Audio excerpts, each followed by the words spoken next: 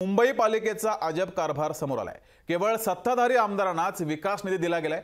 माहिती अधिकारात हे वास्तव उजेडामध्ये आलंय। विरोधी आमदारांबाबत महापालिकेकडून दुजाभाव केला गेलाय। केवळ सत्ताधारी आमदारांनाच विकास निधी दिला गेलाय। मुंबईतले जे सत्ताधारी पक्षाचे आमदार आहेत त्यांनाच विकास निधी दिलाय, तर विरोधी आमदारांना विकास निधी दिला गेला नाही। मुंबई महानगरपालिकेकडून हा दुजाभाव केला गेलाय।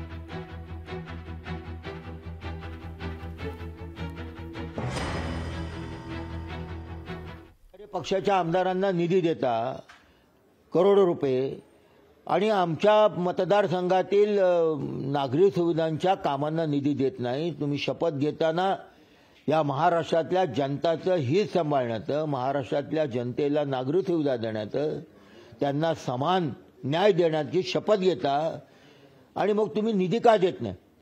त्या सत्ताधारी पक्षाच्या आमदारांच्या मतदारसंघामध्ये काय रहिवासी राहतात आणि माझ्या मतदारसंघामध्ये काय गुरं राहतात का? अशा प्रकारे तुम्ही वागताय। परंतु निष्क्रिय आहेत पालकमंत्री, नुसते हसतात, नाही ना मी पाहतो म्हणून बोलतात, करत मात्र काय नाही। मी त्यांचा निषेध करतो। अजय चौधरी मला वाटलं की आपल्या शिवडीचे आमदार आहेत, मंत्रालयामध्ये हाऊसकीपिंग करतात, हे मला कळलं नव्हतं।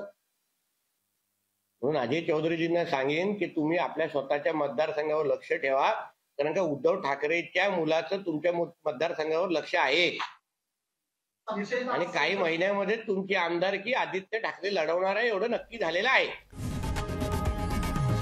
लोकशाही मराठी ऐका, पहा, जागरूक रहा।